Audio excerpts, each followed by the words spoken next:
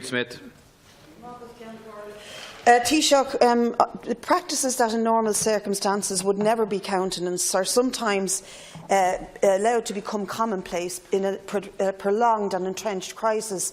And I want to see if there is any plans or any discussion at the Cabinet about legislation to deal with the exploitation of homeless people, because we have seen a number of very serious breaches of what would normally never happen if there were not a prolonged housing crisis in the way landlords behave in particular, but also unofficially the way landlords or new type of landlords behave. And I'm particularly drawing reference to the overcrowding in the house in Cabinteely.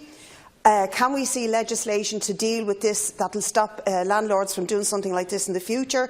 The incident in Mountjoy Square last night, where Dublin Fire Brigade reported 150 people living in 3 houses.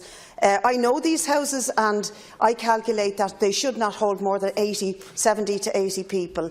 An internet cafe on Talbot Street, allowing people to sleep on the floor overnight and charging them a tenner a night to sleep on the floor and under desks. Is there going to be any legislation that will deal with the consequences of this disgraceful, prolonged homeless crisis that is allowing now what would never be tolerated become the norm in this society? I ask the Minister for Housing to address that specific question, Deputy Smith.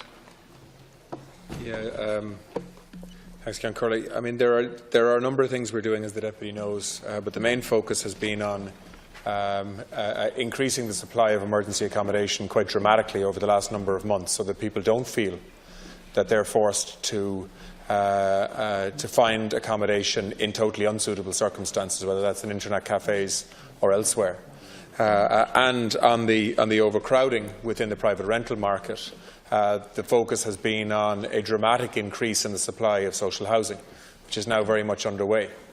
There's also been a focus in relation to Airbnb's role in the private rental market, and I've met Airbnb recently to actually discuss how we can deal appropriately with some of the concerns that people have. So there's a whole range of different areas. I think you'll also see the number of inspections of rental properties increasing also significantly through local authorities, which we've committed to in the new rental strategy as well.